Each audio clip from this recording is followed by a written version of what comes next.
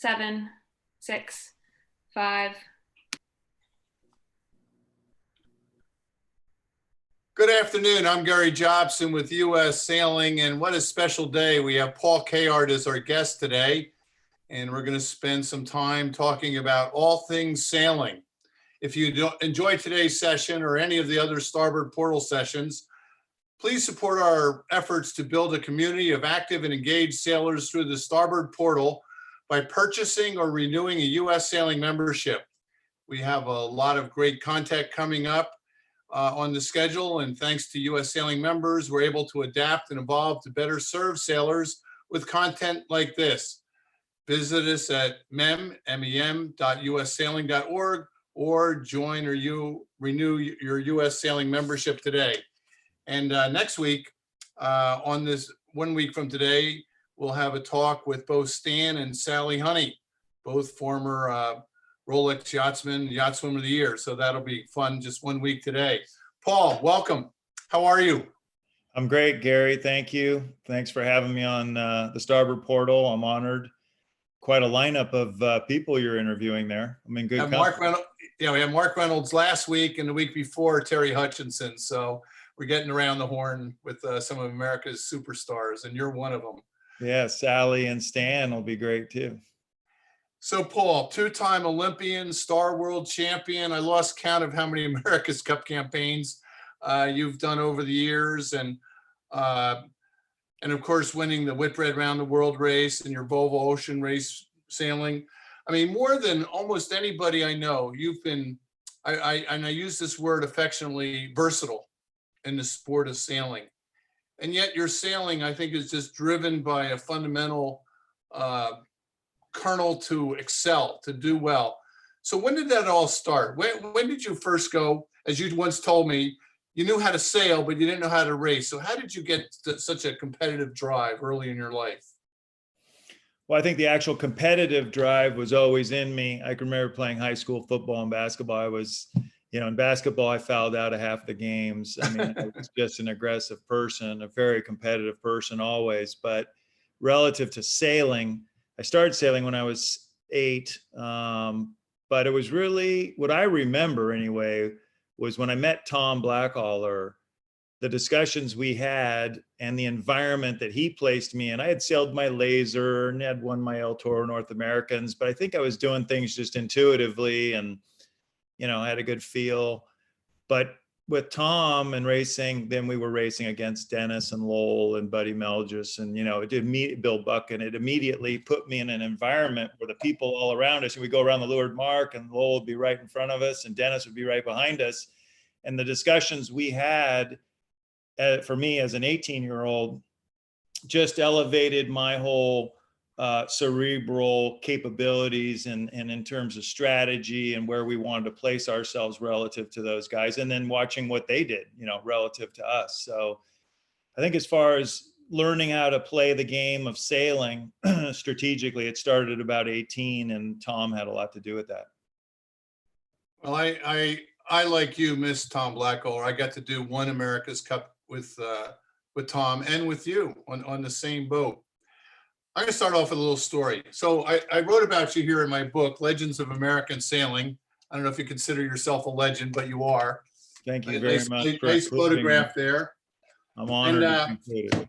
And the story is, so it was before Christmas of 1973.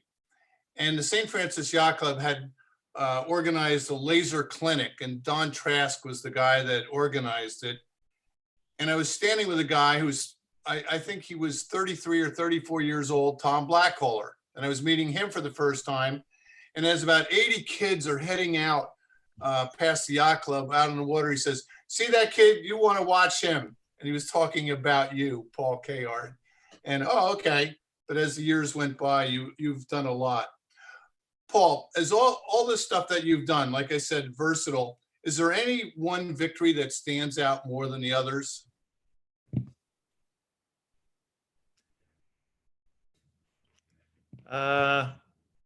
In terms of versatility, I'd have to say winning the Whitbread Round the World race kind of encapsulates, maybe in some ways, Paul Cayard, because it was where I really stepped out of my comfort zone, which had been the Star and the Olympics and the America's Cup. I had just come off of '92, which was pretty good. '95 with Dennis was good. Of course, we lost in the finals, but '96 I rolled into an environment at 35 years old that was just completely foreign to me. And I brought my trusty lieutenants with me, but we all suffered from the same lack of experience. We got married up with Magnus Olsson, who was a great in that realm. He trusted us, we trusted him, and we learned how to mitigate our deficiencies and how to leverage our strengths and, you know, put it all together and not only win the Whitbread Around the World race, but the thing that is not so well known, but that I have a lot of pride in, is we won the Roaring Forties trophy. And they give a special trophy for the top boat in the Southern Ocean legs. And we had quite a catastrophe on leg 2 between Cape Town and Fremantle, where we almost killed somebody and broke a lot of equipment. And it was a testament to my lack of experience. But we put it all together and won the leg from New Zealand to Rio by a massive margin, and we won the Roaring Forties trophy. So it was one thing to win the Whitbread Round the World race, but it was another thing to actually master the most extreme difference in that type of sailing compared to, you know, what my background was. So believe me, winning the Louis Vuitton Cup is very, very strong for me. Winning the Star World Championship is very strong for me. But if I had to say something that maybe epitomizes a win that epitomizes Paul Cayard and that versatility factor, it would probably be jumping into the Whitbread Round the World race, being quite an underdog and actually winning it. You know, in addition to winning that, and I clearly remember when you won that second time in the Southern Ocean, you did something very unique in the sport of sailing. You communicated with us. You communicated from the Southern Ocean and told us in real time what it was like to experience that. And that was new. You know, the internet was hadn't been around that long at that point, and sending out emails, and it was just gripping. So how did that evolve itself, that you started typing out these short, very strong messages from the Southern Ocean? I just have I guess, I don't know if it's an urge to communicate, but I certainly have, it's an ease, you know, I write those Seahorse articles. You've probably seen that I have been writing a lot over the years. And, you know, it's a very stimulating environment when you're in the Southern Ocean and there's a lot going on, and there's certainly plenty to tell. And even though the boat was, felt like it was being dragged down a cobblestone street and typing was incredibly difficult, I was still driven to share the experience as much as I could with the fans. And I enjoyed it. I really did. And, you know, at the end of the whole race, I made a book about I put all my daily reports together, kind of put them into chapters, put a little preface to it, made a book about it, and gave it to every crew member and a few of our supporters. And it's something I'm proud of. I look back on it, tells a hell of a story. And in those little daily reports, you can really feel the days where I was stressed and, you know, things weren't going well, and you can feel the good days. So I don't know. It's just, I think it must be the same for you, Gary. I mean, you're a big communicator, a great communicator, and some people are, you know, it's easy. It comes to them easy. And I think I'm one of them. Well, I think we were all lucky to get your reports from the Southern Ocean. I mean, take this as a compliment. I could feel like what it was to be there without actually having to go and do that. So along the way, you've done 2 Olympic campaigns. You were an alternate way back in 1984, and then of course you made the team in the star class in Athens in '04. I don't think you actually got to sail in '84, but you were 5th, if I recall, in the games in '04. So you came close to that medal. Tell me a little bit about what the Olympic experience was like. The Olympic experience for a sailor especially is so amazing on a couple of fronts. One of the first ones is that you're in very close contact with what I would call very serious athletes. Sailing, we are athletes as well, but there's quite a equipment and cerebral side to sailing. People who run the 100-yard dash, I'm sure there's strategy to that too, but man, you talk about where the rubber meets the pavement, that's pretty much what it boils down to. So I really found it fascinating to see their training regimes, their recovery regimes, their diets, and just mixing with them is a great window into that world. And as sailors, if you make the Olympic team, we get to go do that. The other really cool thing about the Olympics is the nationalism part of it. And one of the strongest memories I have is marching into the LA Coliseum as an American in 1984. Edwin Moses holding the flag straight out, straight arm. 500 of us waiting in the tunnel to enter the stadium. All the other countries were inside, 103,000 people, and everybody chanting USA. And it was deafening in this tunnel. And, there was Michael Jordan, there was Carl Lewis, there was Evander Holyfield, just an amazing amount of talent that went on to become household names. And so being part of that when you're an Olympic athlete is, again, it's a very unique experience. And I have to say Athens was cool too, because Athens is the origin of the Olympic Games. So to pick 2 games to go to and march in the stadium, I probably got lucky and picked it right. And in Athens, you had Phil Trenter with you, who very interestingly played football at Indiana University, Big Ten football, which is pretty competitive in itself. So why did you go with somebody that was a football player to join you in the Olympics? I think Phil and I just had been sailing together. First of all, Phil was already a Star World champion. There's a good reason. He won the Worlds in 1993 with Joe Londrigan. Phil sailed with me in America One, and we were working for Larry Ellison and Oracle for the 80-83 one, or excuse me, for the 2000 to 2003 Cup.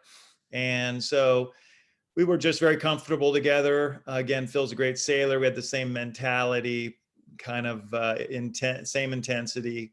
And we were a great partnership, and we still are. We still sail together and see each other off. And we just sailed the SSL finals in Nassau last year together. Well, the Star Sailor League is it's done well, and it brings a lot of great talent together. And I wonder if you could tell us a little bit about the genesis of that, and where do you think the Star Sailors League is going? The genesis of the Star Sailors League was that when the Star got excluded from the Olympics after 2012, a number of sailors, of course, felt bad about it, but so did a man named Michel Nicholas, who's a Swiss star sailor. And he was able to support the ideas of a number of star sailors, myself included, to continue to create high profile and very competitive racing in the star class, and maybe bring other people into the star class who weren't traditional star sailors, like Paul Goodison, for example.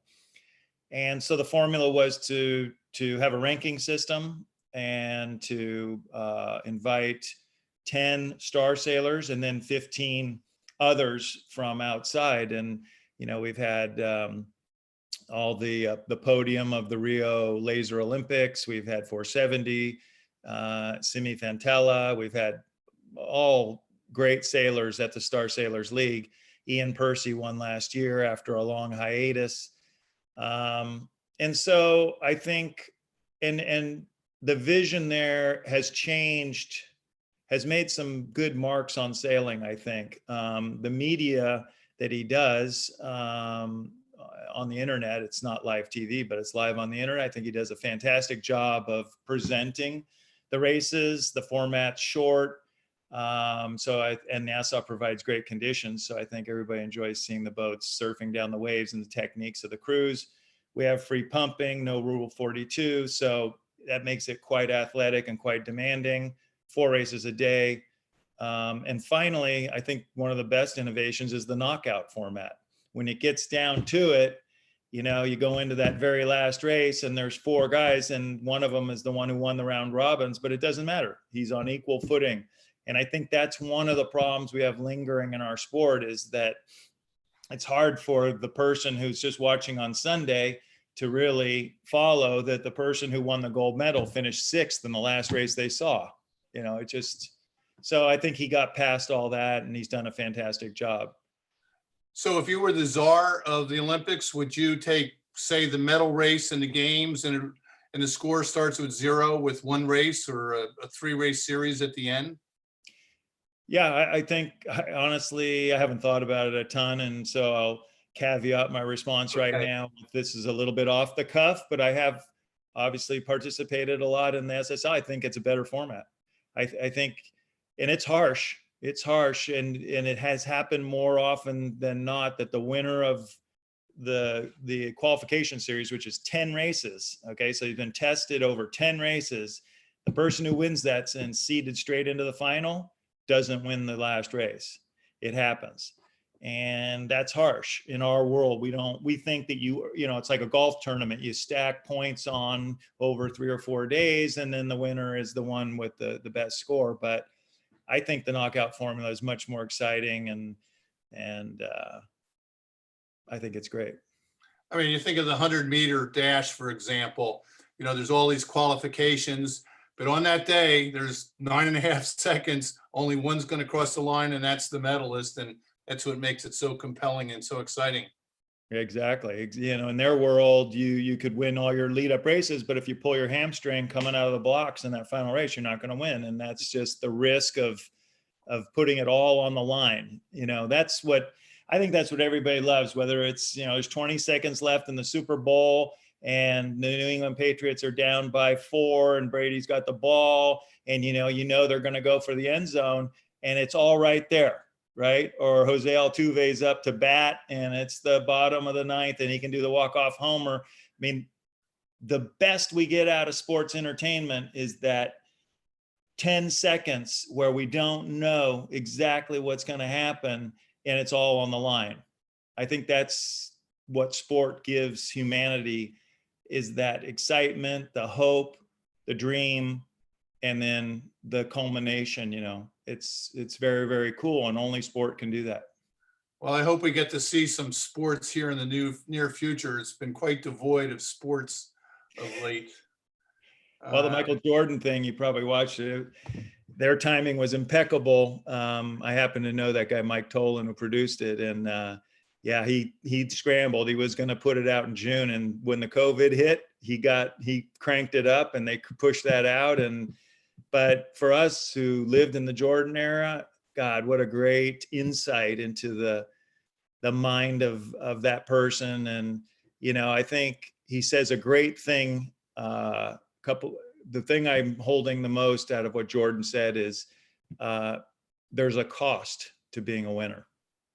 And there's a price. He used the word price. There's a price to being a winner, and there's a price to being a leader. And that was in the questions about, do you think that, you know, your personality graded on the other people? And I think for any of us, yourself included, who've been leaders and responsible for taking decisions and responsible for pushing people, you know, we're not necessarily the most popular people on the planet, but our job is to push an organization to succeed. And as Michael Jordan said it, there's a price for that. Yeah, I give ESPN a tremendous amount of credit for commissioning that series, and it was compelling. And you know, I don't know if we'll ever know if Michael Jordan or LeBron James is better, but it certainly gives us something to talk about. Which brings me a little bit I to have the to answer that. I have to answer that. I'm a huge basketball fan, and as a sports fan, there will never be a comparison. Michael Jordan is 6-0 when all the marbles are on the line. Okay. So until someone goes 7-0, there is no debate. There you go. Very good, Paul. I hear you. And like I said, it was a great series. Looking ahead a little bit in the Olympic Games, something that I've been pushing very hard for it on the board of World Sailing is to have a long distance race, an offshore race, get back to having at least one keel boat in the Olympics with the star out. So it makes me wonder, with all your background with the Olympics and small boats and long distance racing and America's Cup, would you consider an Olympic campaign in a long distance race? I absolutely would. And I've just, I'm envious of Kenny Reed. I think he got on it right away, and he's got the offshore background. He's of course got the inshore background. So I think he's smart to get on it. And I have been otherwise fairly busy being the chairman of St. Francis Yacht Club these last few years, and putting my time in my star. I love the star. So, but I think I might take a look at that. I think that shorthanded sailing with people who have a lot of varying experience, that might be the criteria or the characteristics needed to excel in that Olympic discipline. What do you think of the mixed format, mixed being one male, one female in the same boat? I think it's fine. I think that's the world we live in, that you have to name that. I, without being forced to do it, trained a lot in the EF language program, the Whitbread that I won, with women. We did mixed crews because we had two teams, but for training we mixed and we sailed together. I have a lot of respect for a lot of them. Katie Pettibone was on that crew, and a lot of the Kiwi girls were very, very competent and strong sailors. So I think you can find the right balance there and have a great experience. All right, shifting gears a little bit, America's Cup. You're not involved in any cups at this moment, are you? That thing is so far, it's like saying, do I go skateboarding every day? You know what I mean? I guess I could be somehow on a management team or something, but that thing has gotten so far away from my reality in terms of what the sailing is. It is a technical project though, and it's interesting. When I say that, and then I think about a Roger Penske, and I think Roger Penske has a lot to add to the America's Cup in this era. So just, there's the sailing side, which obviously we're all a little aged out on, but I'm sure the technology side's fascinating, and doing a good job of managing that is a skill set. I think that you can have too much money. I think you could chase things that just won't bear fruit. So being judicious and having an understanding of where the energies, both human and financial, need to be invested is a big part of winning. And I imagine, and I know from talking to Terry, that they're very happy to have Roger and a few of his guys involved in that process for American Magic.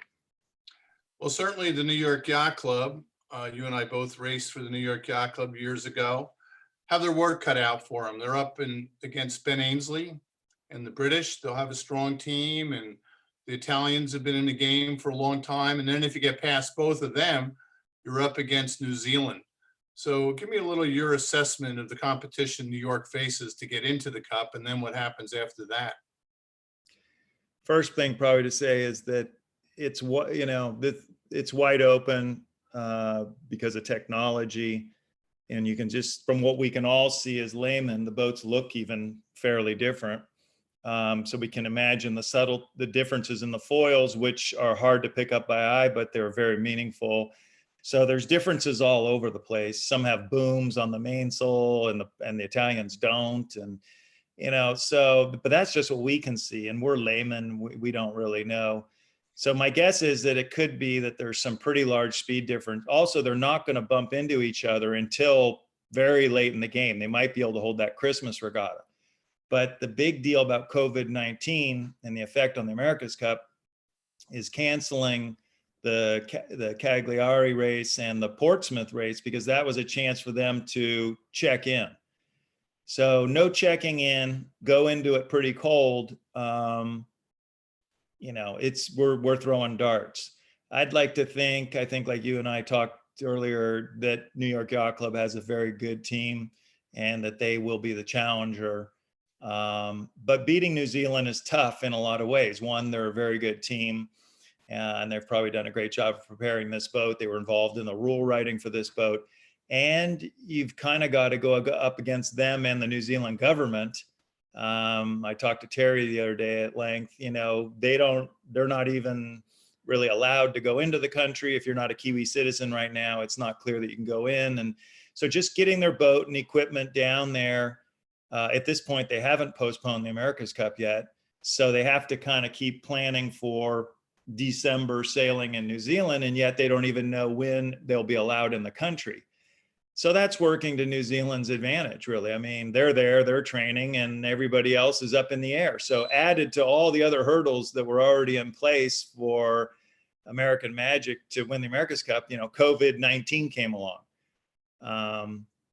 So the hill's steep, but I believe in Terry. I know Terry well. He's a great competitor, and Doug DeVos is a very great, friend and competitor. So I think if anybody can figure it out, they can. Yeah, and I'd add Hapfouth to that list. He's got a long legacy in sailing. And then you add a Roger Penske. He's kind of new to sailing, but look what he's done in car racing and the Indy 500 and other things. I mean, it's a pretty strong group. We'll see if there's some American magic, if they're able to go down there and win it. One thing, you surely have watched Peter Burling sail and know Glenn Ashby, and just give me a little assessment of the strength of that New Zealand team. Ashby was with Oracle before. He's obviously a guru in the multi-hull world, and the multi-hull world in the America's Cup grew into the foiling world. So I think Glenn he's older, he's mature, he's got the maturity, he's got the experience, and he's kind of in the foiling world through his experience in the America's Cup. And I'm sure he's augmented it by doing other things. But you look at Burling, and before him, Nathan Outeridge, that's the first generation of foilers. And they grew up sailing moths and foiling, and they both are Olympic medalists in the 49er, which isn't foiling, but it's pretty darn close. So these kids grew up with that whole mindset, and the way you and I think about wind shifts and how far we would want to be away from a competitor to take advantage of a wind shift is completely different probably to how they think about wind shifts. Because maybe wind shifts, they're going so fast that wind shifts aren't even worth playing. I mean, I don't know. I'm just making it up, but I'm sure their relativity and impression of sailing as a game is different than yours and mine. So, having Burling on Team New Zealand in the game they're playing right now, and now he's seasoned, he's got one cup under his belt, is a huge advantage. And, he's obviously a very talented sailor. Let me just go to Tom Blackwell for a minute. I mean, a lot of people don't know that he was actually a pretty good engineer. He graduated UC Berkeley and worked for combustion engineering early in his career. Arthur Santry eventually became Commodore of New York Yacht Club. Tom was a free spirit, but he's a pretty good thinker and a good engineer and good on the technical thought. And then he came up with USA, and you were very much a part of that. And that 12-meter was unique. Split rudders fore and aft, the canard wing. And how did that develop a little bit? And what was the lasting impact of that campaign? Well, it developed because a guy named Alberto Calderon came to Tom with the idea. And he was an aerodynamicist, actually based here in San Diego. And he didn't know that much about the rules. I think that he had to get schooled up a little bit by Gary Mull, who designed the first of those two boats, more of a traditional 12-meter winged keel, though, 12-meter. Anyway, I think Tom, like you said, he was quite smart, quite calculating. He was technically minded enough to see that the separation of the lifting elements of the underwater package from the righting moment element of the underwater package, especially in the 12-meter, was advantageous because the 12-meter had a very short keel percentage to total draft. Okay, the hull was about half of the draft at the center where the keel was hanging. So to move the lifting foils out to the ends, increase the span by double. And so Tom got that right away. And then the other thing is he said, geez, you know, New York Yacht Club's already down in Australia. Coleus is already sailing with 2 boats. Dennis is doing this, that, and the other. You know, we're going to have at the most $3.5 or $4 million to spend on this thing. This is a punt worth taking. And that was Tom. You know, he was a risk taker and he was all in, which is another interesting thing I learned. I'm not a huge risk taker. In my world, Ross McDonald or Torben Grail are much bigger risk takers than I am on the race course. I'm more of a conservative guy. But if you're going to be a risk taker, one thing I've learned, you got to be all in. Just, you know, put all your chips behind that bet. And Tom was that kind of guy, and he put all the chips we had into the USA, and we got pretty far. And so it was maybe some sort of a beginning to technology along the lines of foiling. I mean, it was just a different way to skin the cat. And there are boats that sail, and there was a whole class of boats called the Z86s. There was a Morning Glory, and I think the DeVosses had one too. There was a Wing Quest. They were 86-foot boats, and they had canards, and you know, the Wild Oats and the Shockwave, the big 100-footers that win the Sydney Hobart. They have foils like that as well. So it was the advent of that, and Tom is to be credited for having the guts to, well, the intelligence to assess the situation, and then the guts to put all his chips on the table. I did an interview with Tom. It was during the 1988 America's Cup. That was the big boat from New Zealand and Dennis Connor's catamaran. And my question to Tom was, Tom, if you were the czar of the America's Cup, what would it look like in the future? So if I was in charge, I put it in catamarans in San Francisco Bay. Yeah, So I remember that. I have this vision of Tom in the heavens looking down in 2013 and said, they got it right. Yeah, and that was 20 years later, or 15 anyway. Yeah, no, he's visionary, and he was sailing those Formula 40 cats around back in those days with Russell Long and some other guys. So he knew how fun that was, and he was right. I mean, we got there. Maybe we went too far, but we got there.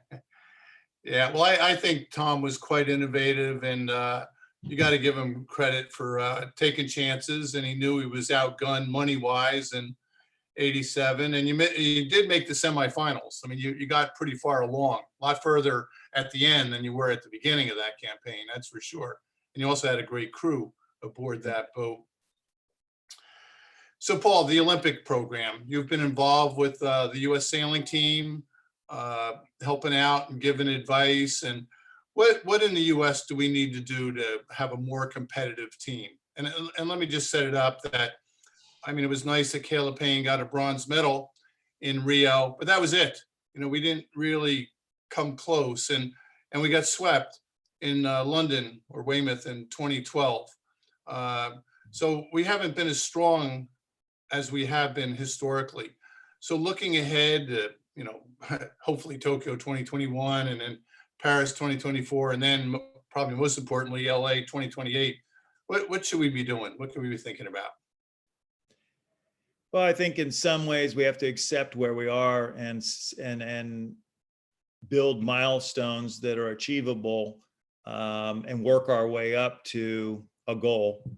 2028 puts a very convenient and motivating goalpost out there for us.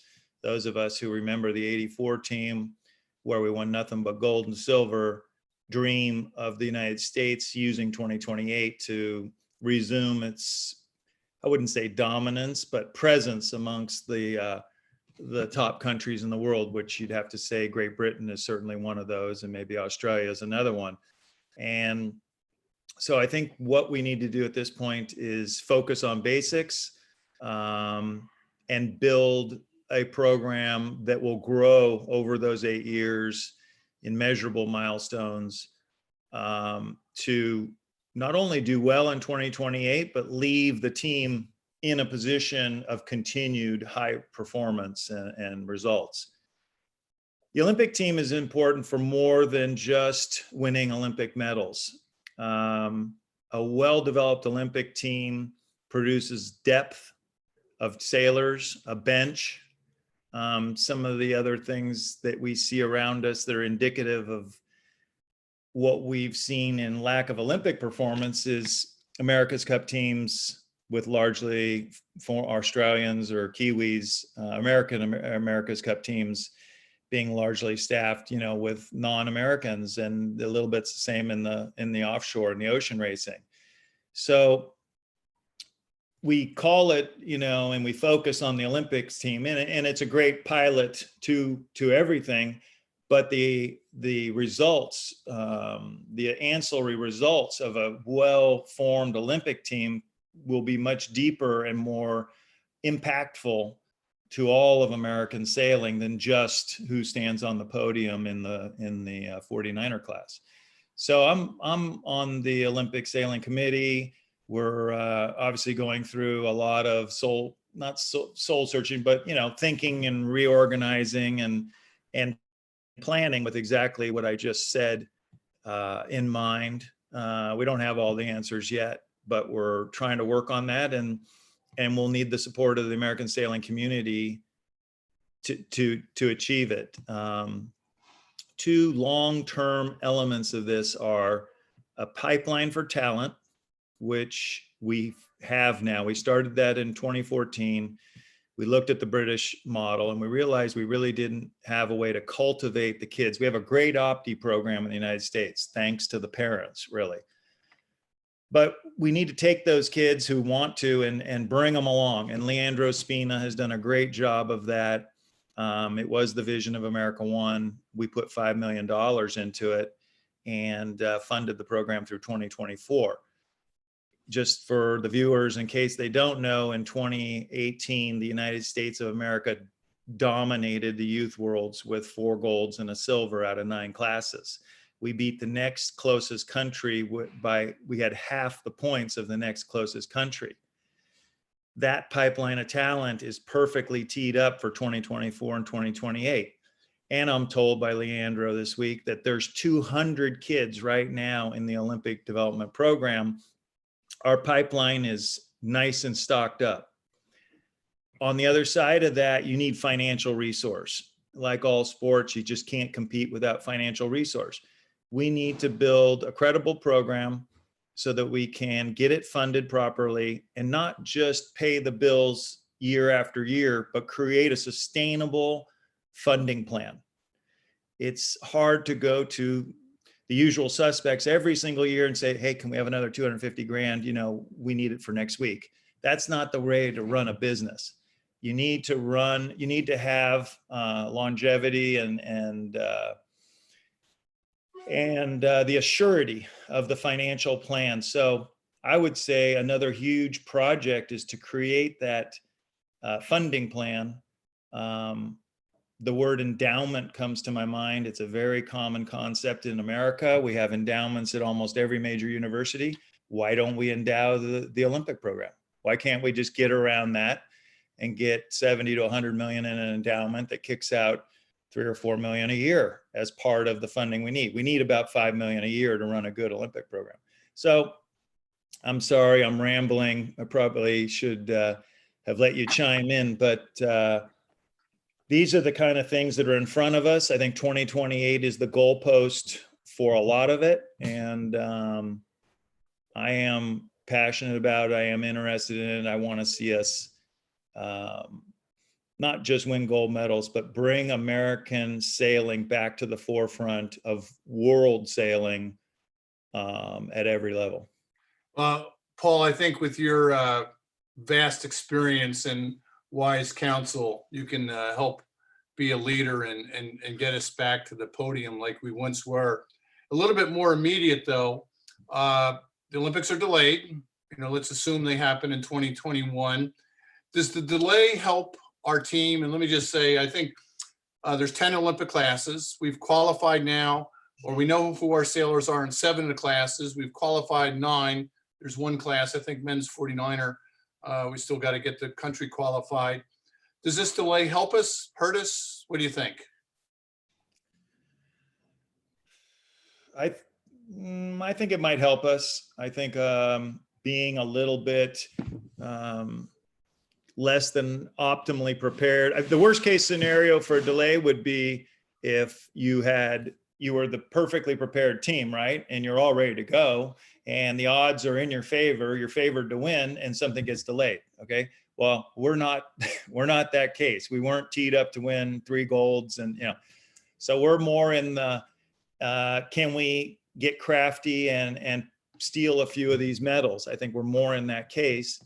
And I look at Stephanie Roble and her crew Maggie, who just qualified the country in the FX and finished 3rd in the World Championship. Now that's their best result. They produced it on the day when it counted most, which is a great sign. And I think the extra year is going to give them real chances to be medal contenders when they were really coming from, the teens. So I think net, my answer would be it helps us. Good. Well, I'm glad to hear that. And my gut feeling is a little extra time for our young team is probably going to be helpful. So what's next for you?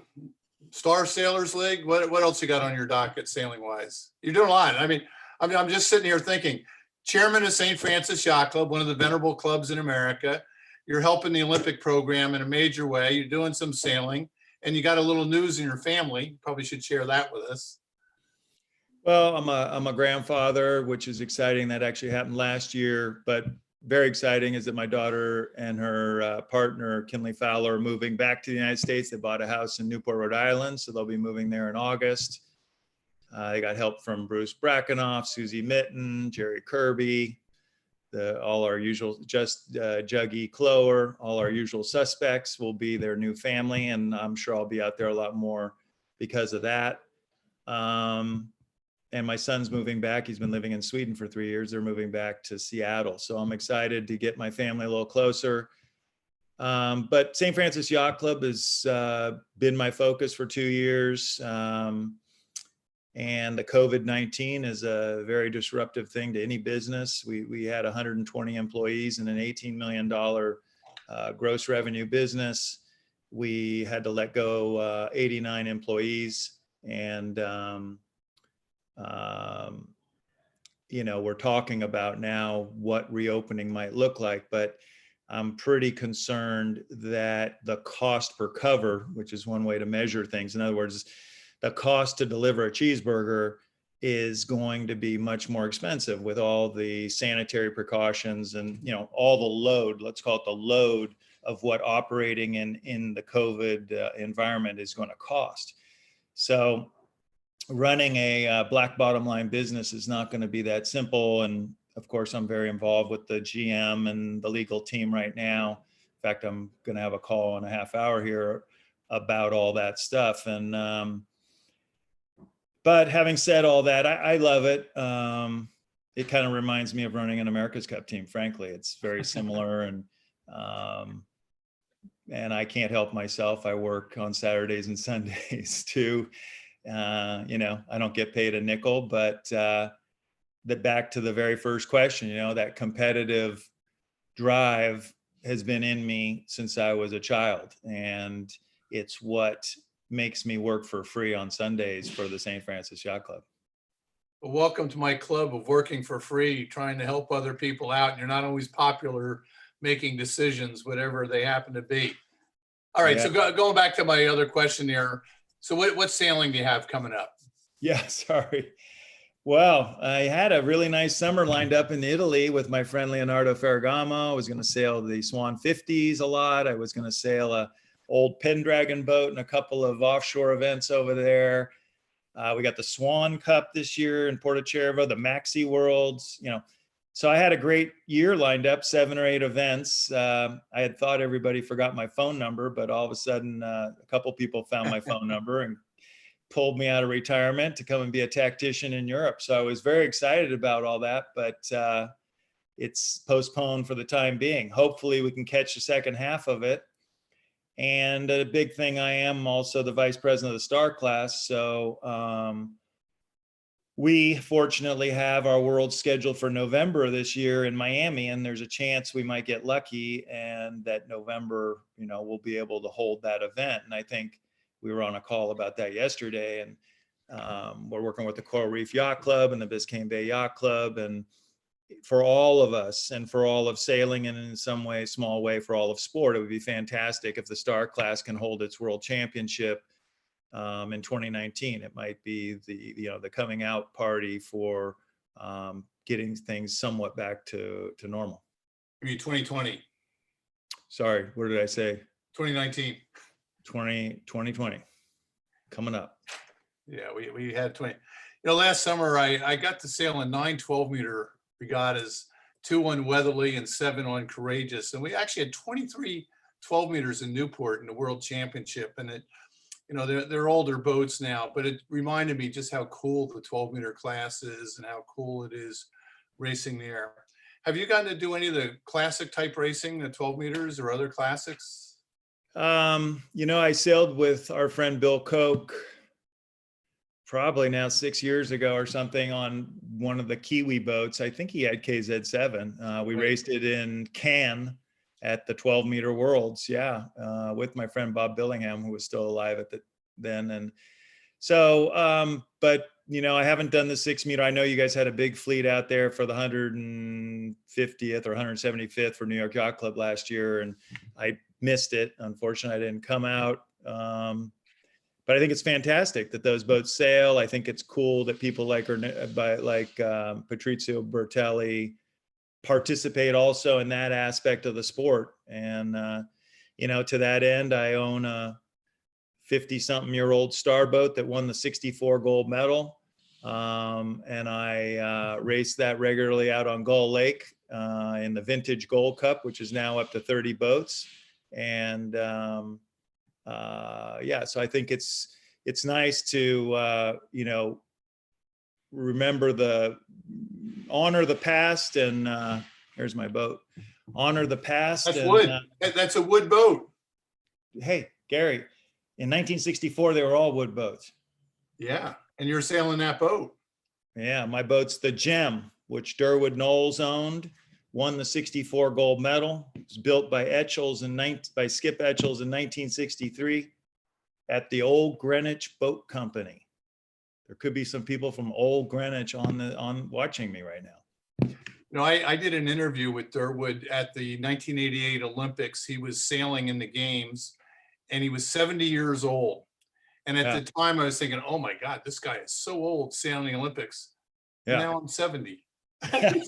Amazing. It doesn't seem as old now as when it seemed to me back when I was 38 years old. Paul, when you look at the list of Star World Champions, I can't think of a class that has more great sailing names over a lot of years, and your name is on that list.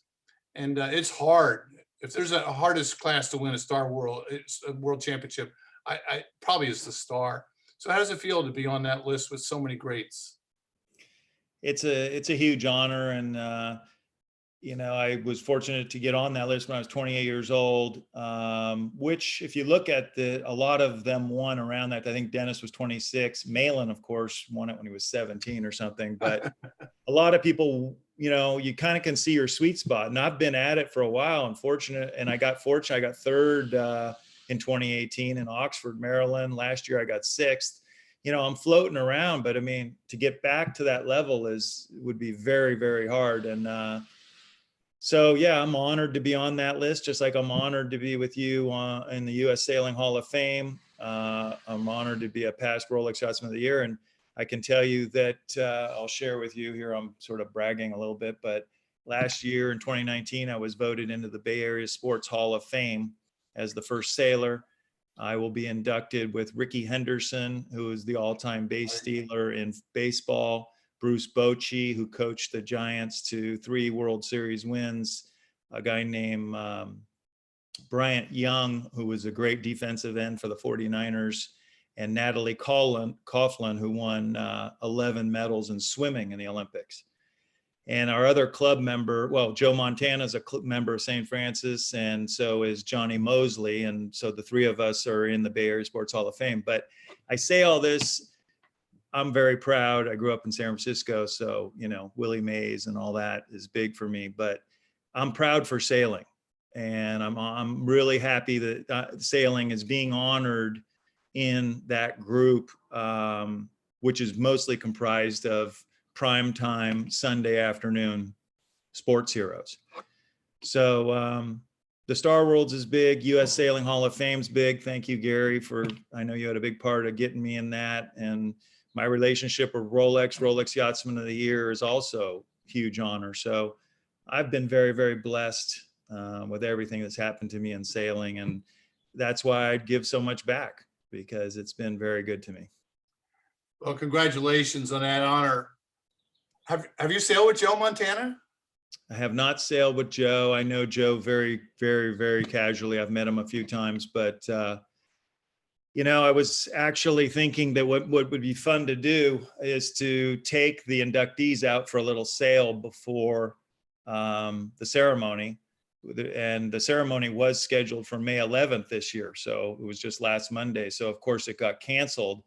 And I was supposed to be racing in Palma with Ferragamo anyway on the 10th. So I was going to fly in just in time for the ceremony. But now it's May 3rd next year. So maybe I'll get that chance to take a few of them out sailing and take Joe out sailing too.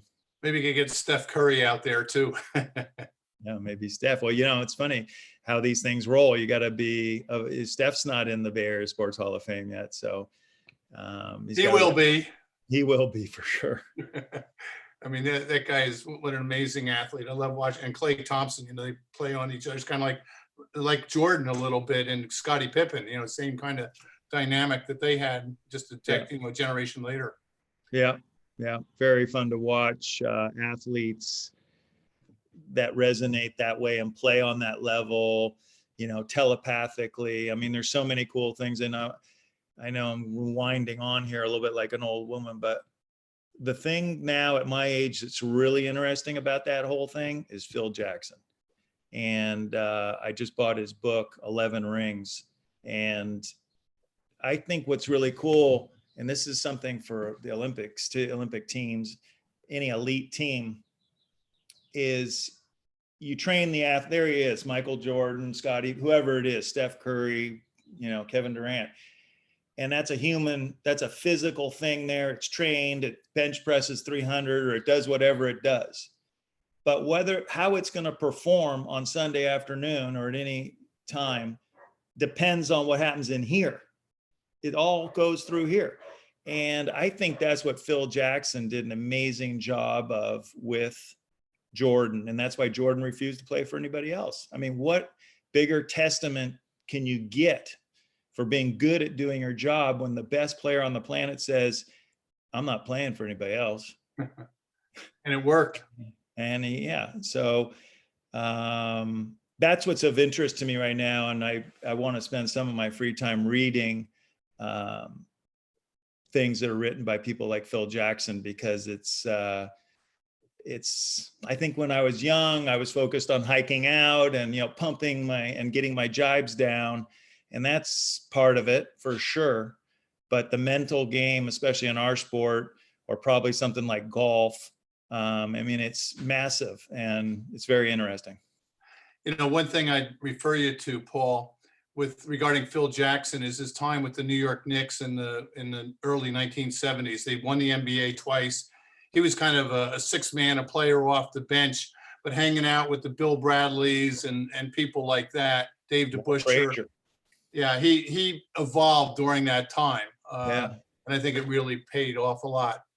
Paul, it was such a pleasure talking with you today. We covered an awful lot of ground in the sport of sailing, mixed in a little sports too. Good luck in the coming year. I hope both of us get out on the water. I'm not sure how it's going to go in the summer of 2020, but hopefully you're out there. And thanks for your service to St. Francis and, of course, our Olympic program and the star class and all the things you're doing. So well done. Bravo. And I look forward to seeing you around the waterfront in the near future. Thank you, Paul. Well, thank you, Gary, for having me on and making me look so good. You've always done that. Thanks. Thank you. And thanks to the fans for your interest, and, everybody who's supporting US Sailing, and all our athletes. I appreciate it. And, as a country, we are a team, and we all do our part. We should all do what we can and get America on the podium and where we need to be in all aspects of the sport. So thank you to all the fans. Great. And next week, next Friday, Stan and Sally hunting. So, all right. Great to talk to you, Paul. Thank you very much. Thank you.